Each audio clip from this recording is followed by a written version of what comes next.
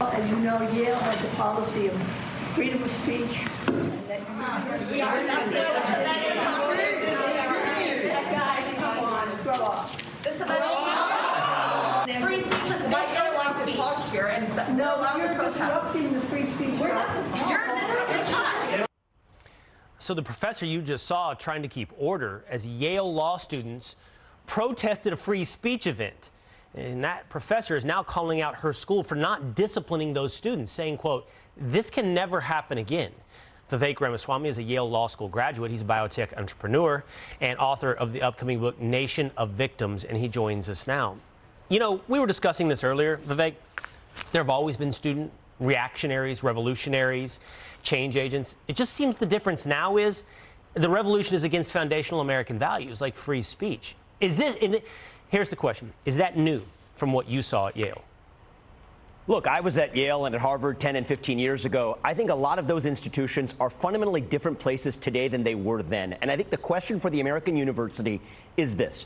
Do we want our students exposed to all viewpoints and all perspectives and then decide what they actually believe? Or do we want the university to be a place that continues to indoctrinate them in what they already believe? That is what is at stake. And I think a good litmus test for a university, you'll have a lot of university presidents and university leaders say they stand for free speech. Here is a litmus test for them to actually test that.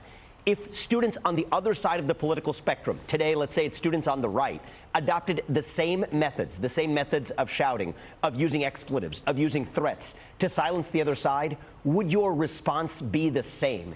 If it wouldn't have been the same, if you would have been more disciplinary in that direction, then it actually tells you that you don't really stand for free speech, but you tilted the scales in favor of an ideological agenda.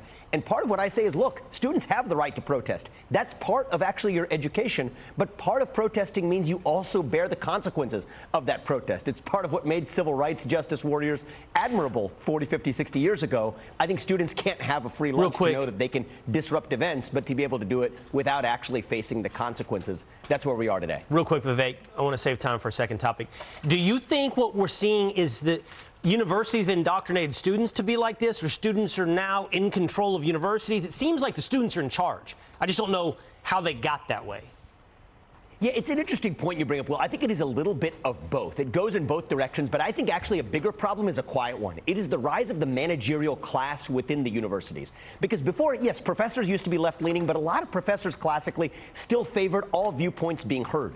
What we're seeing is this managerial cancer in universities, like we do in government and corporate America too, but in universities where you have 50 associate deans of whatever, and they ultimately have to justify their existence by pushing these diversity, equity, and inclusion values. And they're actually creating the intolerant layer of administration that actually even betrays what the left of center professors want to see on many campuses, which is true free speech and open debate. So I think that managerial class in the university, the explosion of that managerial class, tenfold growth in the last 10 years or something like this, is a big part of the quiet problem. That may be insight into our second topic here. By the way, we reached out to Yale for a statement and haven't heard back. That managerial class may explain this. So let's talk about Disney. Disney is denouncing the Florida bill for parents' rights in education, calling the bill Don't Say Gay. Here is Disney caving to a very radical position that doesn't seem to reflect the democratic process, doesn't reflect, you would assume, their customer base, and might just reflect a small segment of their employee base.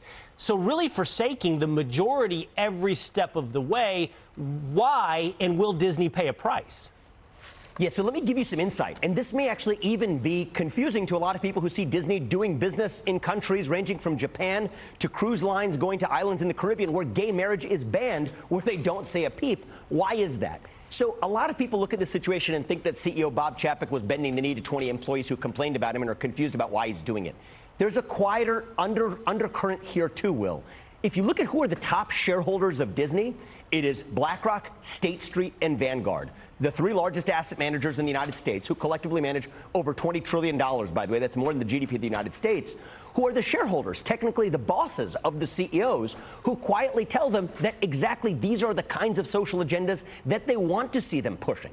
So actually, if you're a CEO in a public company today, you find yourself sandwiched not just between your progressive woke employees and people who on the outside wonder why are they bending the knee to them.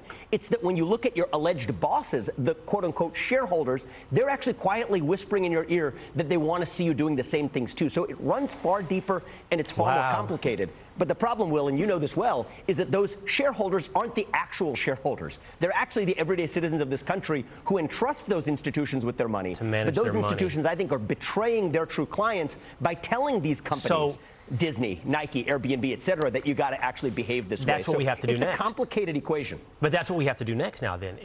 If you're right, we need to look into those institutional investors managing those great amounts of money and seeing what are they advocating for? What are their policy pushes if they're wielding that much power? And again, you and I, the consumer, has that power to not place our money with those managers. But that's a great point that we need to look into, Vivek. Thank you so much for your time. Thank you. All right.